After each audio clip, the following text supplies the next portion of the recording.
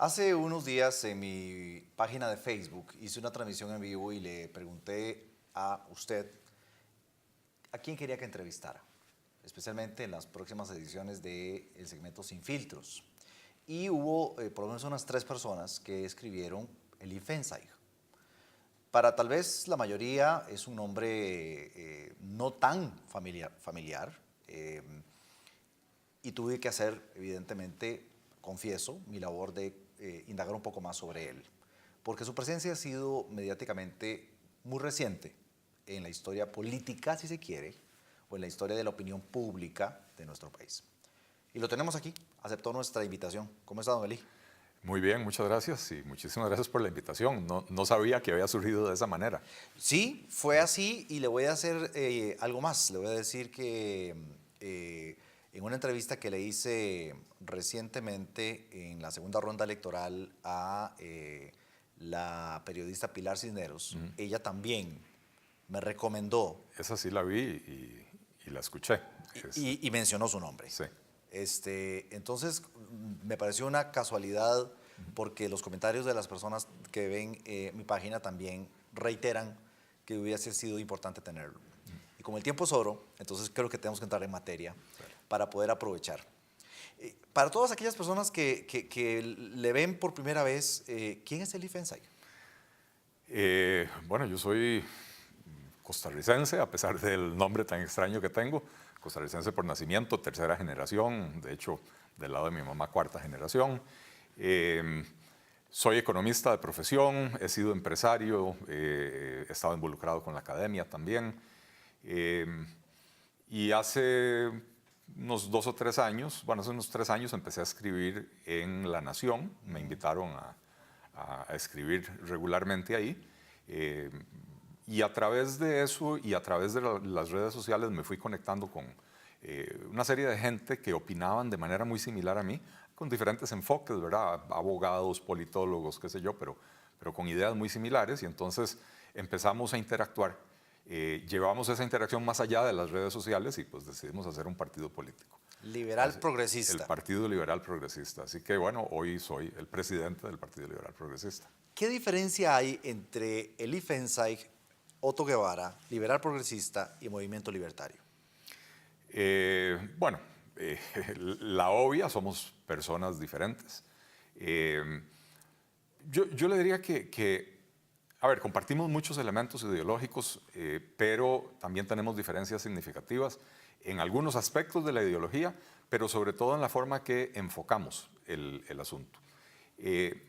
Yo, por ejemplo, le diría, yo no creo en agarrar un paquete fiscal y llenarlo de emociones para exonerar a un montón de sectorcitos, como hacía Otto o como está haciendo ahora otro diputado en la Asamblea Legislativa. Porque los liberales creemos en que los impuestos deben ser más bajos y la única forma de hacerlos más bajos es que sean uniformes, que la mayor cantidad de gente posible los pague. Porque si recargamos los impuestos sobre un pequeño sector de la sociedad, en Costa Rica se estima que más del 65% de la recaudación proviene de las mismas 400 o 450 empresas, ¿verdad? Entonces, ¿cuánto más podemos recargar la recaudación ahí?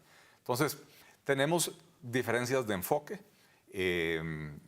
Digamos que en materia económica nosotros hemos dado una lucha muy importante contra los monopolios, no solo los estatales, también los monopolios privados. Una de nuestras principales propuestas es que a la canasta básica debería de liberársela por completo, eliminar los aranceles de importación que hacen que sean los productos de la canasta básica muy caros, pero también eliminar las protecciones que existen que generan monopolios de hecho o de derecho en algunos sectores como el arroz, el azúcar, etcétera. A ese etcétera quisiera que me lo amplíe un poco más, porque usted me está hablando que también están no a favor de esos monopolios, tanto públicos como privados. Así es. ¿Cuáles serían esos 5, o tal vez menos, que usted considera que definitivamente los estamos dejando ver de largo y no le estamos entrando en serio a liberarlos? En particular en la canasta básica, porque hay otros por fuera, ¿verdad? Pero bueno, en la canasta básica podríamos mencionar el tema de Conarroz, el tema de Laica, que son son carteles que funcionan como prácticamente monopolios creados por ley, lo cual es para mí increíble, ¿verdad? En otros países la colusión de empresas para fijar precios es penada criminalmente. Eso es una pena, ¿cómo se dice? O sea, es penal, no, ni siquiera es civil, ¿verdad? Y aquí en Costa Rica más bien creamos leyes para permitirles hacerlo. Entonces tenemos esos dos casos. Tenemos el caso del pollo, que es, digamos, no es un monopolio, pero es casi un monopolio de facto, donde tenemos una transnacional cuyas ventas anuales son más que el PIB de Costa Rica, que controla 65-70% del mercado.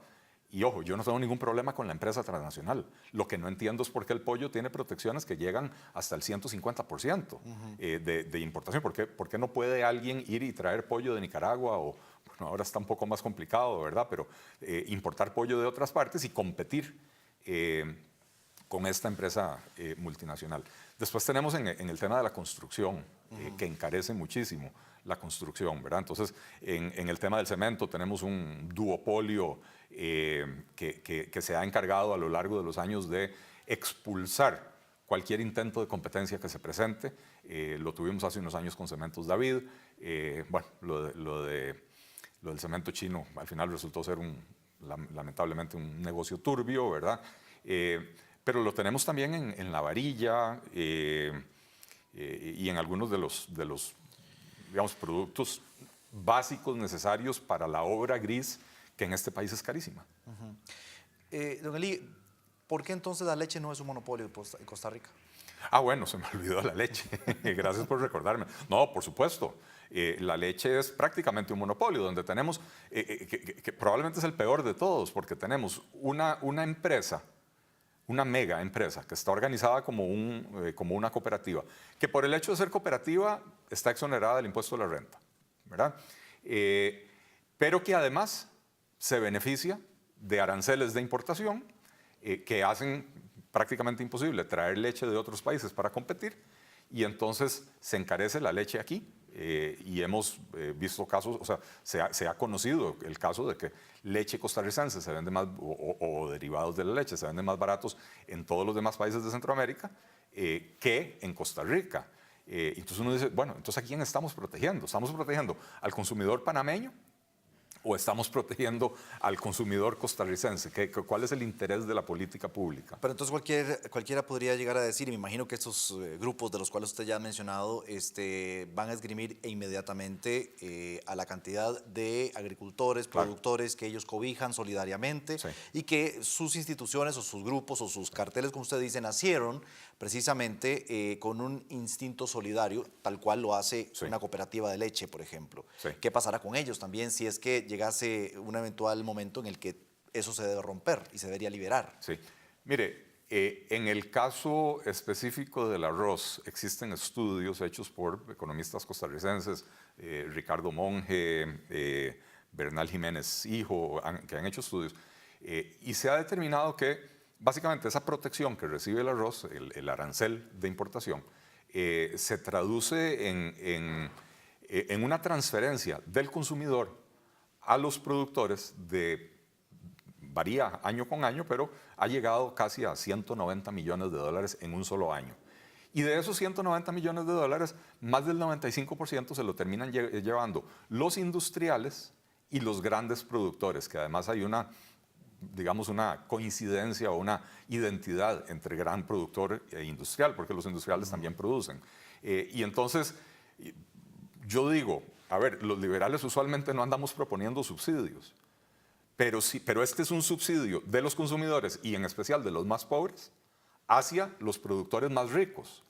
Y entonces yo digo, bueno, ¿por qué no agarramos y de esos 190 millones eliminamos la protección o por lo menos la bajamos lo más posible y dejamos ahí unos 15 o 20 millones de dólares que sean solo para los pequeños productores? Y porque hoy en día, parte de lo que decía este estudio, ¿verdad?, es a los grandes productores el subsidio les representa el regalo de una vivienda de clase media, perdón, por día, todos los días del año. Wow. Para los grandes productores. Y en cambio, para el pequeño productor, no recuerdo ahora la cifra exacta, pero el pequeño productor terminaba recibiendo 2 millones de colones al año o 2,5 millones de colones al año, ¿verdad? Entonces, ok, ¿por qué no eliminamos el subsidio a los grandes productores? Dejamos un colchoncito para los pequeños productores, para poder ayudarles, pero no es ayudarles para mantenerlos en la miseria, como los mantiene la ley de Conarroz o como los mantiene la ley de Laica, que son leyes inmorales.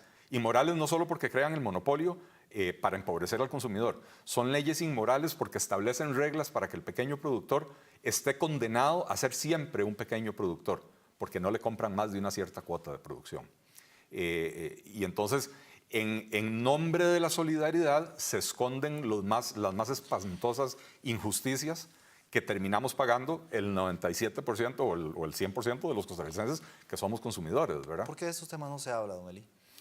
Porque hay intereses creados en la política, hay digamos, el sistema político económico costarricense se ha construido en los últimos 70 años sobre la base de este tipo de contubernios, donde yo te doy a vos una proteccioncita y te me quedas callado con otras cosas que necesito hacer, ¿verdad? Entonces, los sindicatos, Costa Rica es, yo creo que el único país del mundo donde los sindicatos nunca protestan contra la empresa privada, siempre protestan contra el gobierno.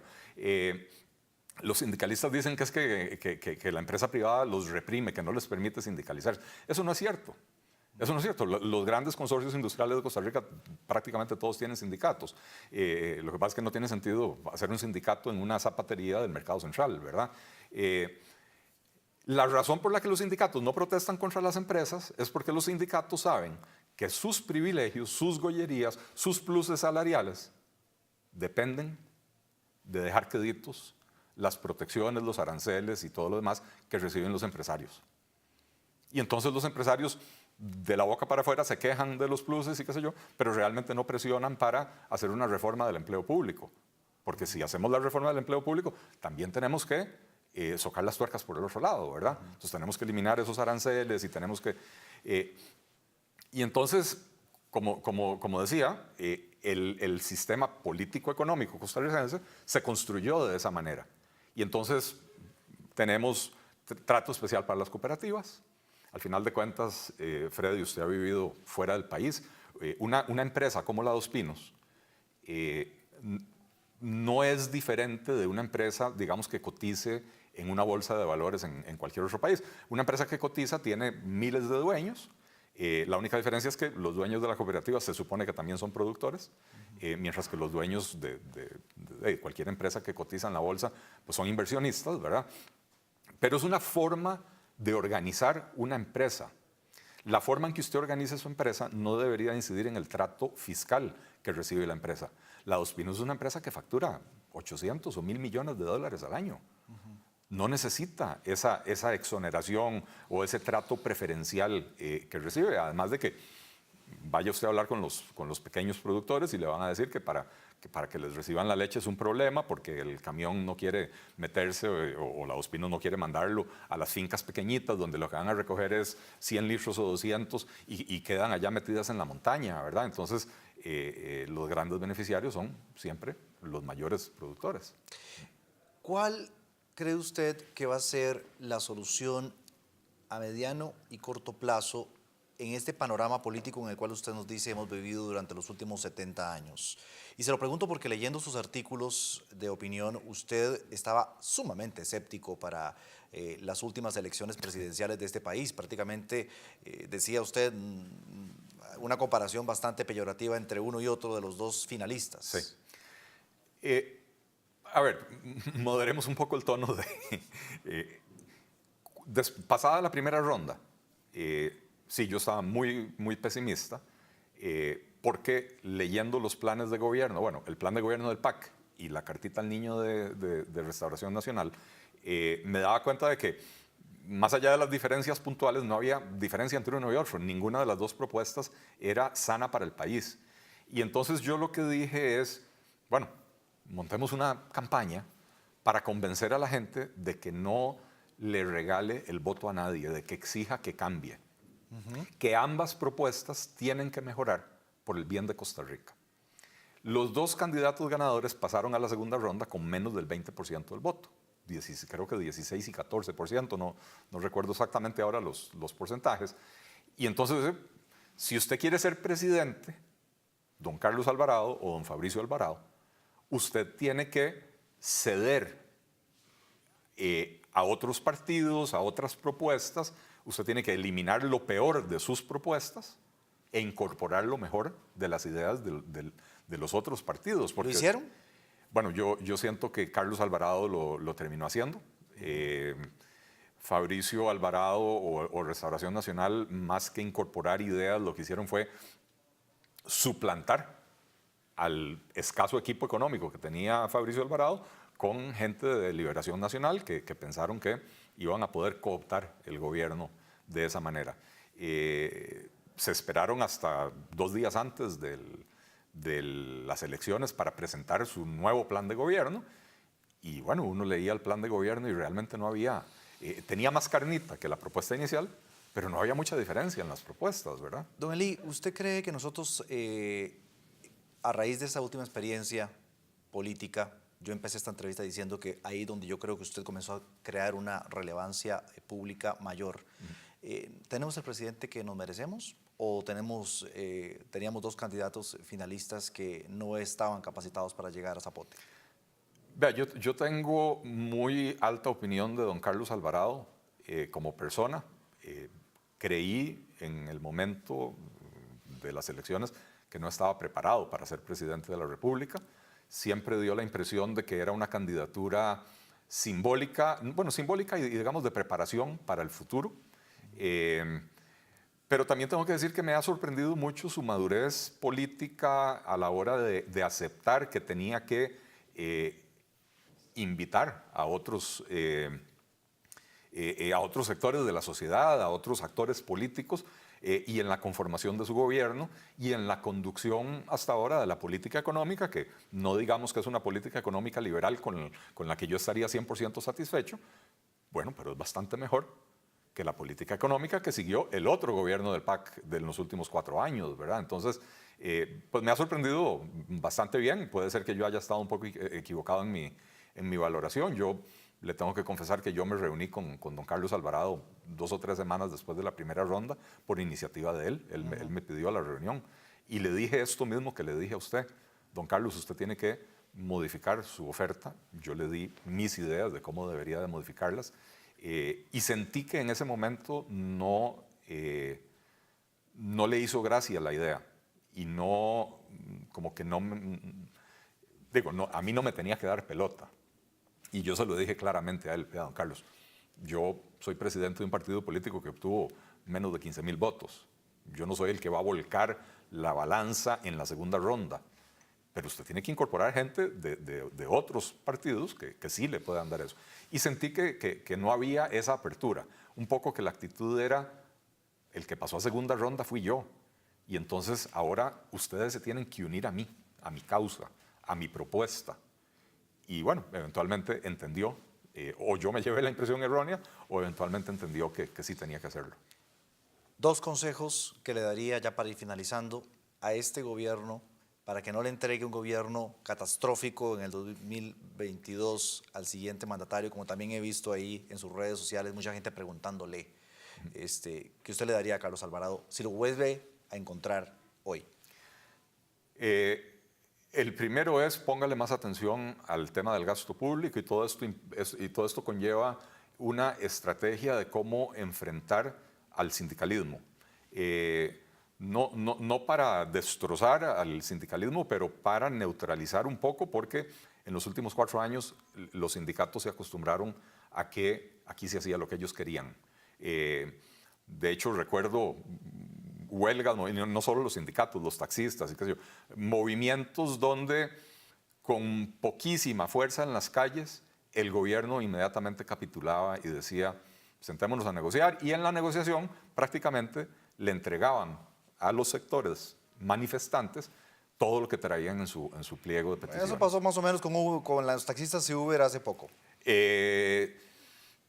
Veamos a ver, a mí no me gustó el acuerdo que firmó el gobierno con los taxistas acerca de Uber, pero si usted lo lee con detenimiento y sobre todo si lee lo que no está en el acuerdo, en el acuerdo no se menciona el bloqueo de la aplicación, sí, que es una demanda que ha tenido el sector de taxistas, don Rubén Vargas y don Gilbert Ureña, desde el día 1. Y esa, para mí, era la petición más importante de ellos. Entonces, me parece que el gobierno ahí en eso fue claro en decir, no, la aplicación no se puede bloquear, aquí hay libertad de comercio, libertad de expresión, etc. Hay que buscar otra solución para lo de Uber. Pero bueno, el consejo que le doy es, no se da tan fácilmente. Okay. O sea, negocia desde una posición de fortaleza, no desde una posición de debilidad, porque el tema del empleo público es vital y crucial entrarle y reducir los costos de la planilla. Costa Rica tiene un estado muy grande, pero curiosamente la cantidad el peso de la planilla estatal en términos de personas, ese 15 a 18% de personas que trabajan para el sector estatal, no lo hace calificar como estado grande cuando usted lo compara con otros países del mundo. Claro. Sin embargo, teniendo nosotros una planilla de mediana para abajo, comparado con, digamos, los países de la OCDE, tenemos la planilla más cara en términos de porcentaje del PIB. Entonces, ¿cómo puede ser que con poquita gente somos los que más gastamos porcentualmente del PIB, verdad? Ese tema hay que entrarle. Entonces, para mí, ese es uno. O sea,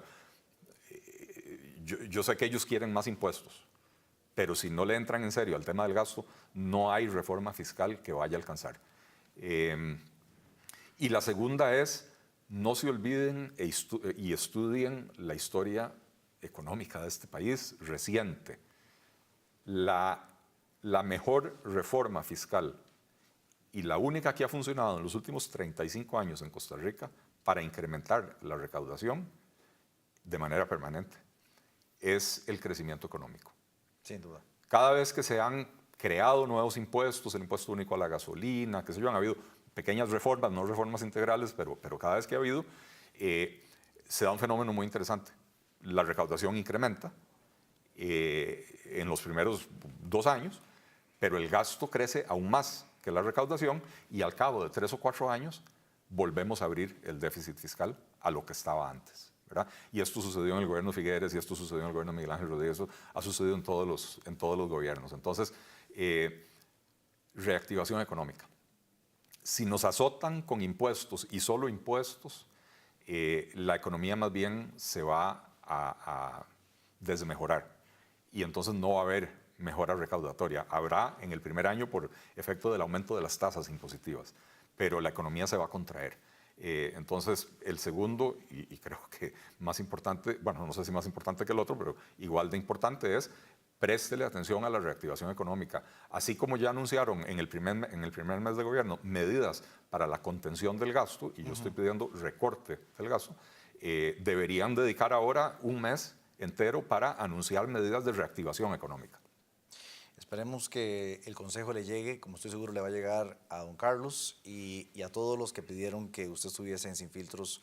Espero haberlos complacido con su entrevista. Muchas gracias por habernos acompañado, don Eli. Muchísimas gracias por la invitación, Freddy. Es un placer estar por acá. Gracias.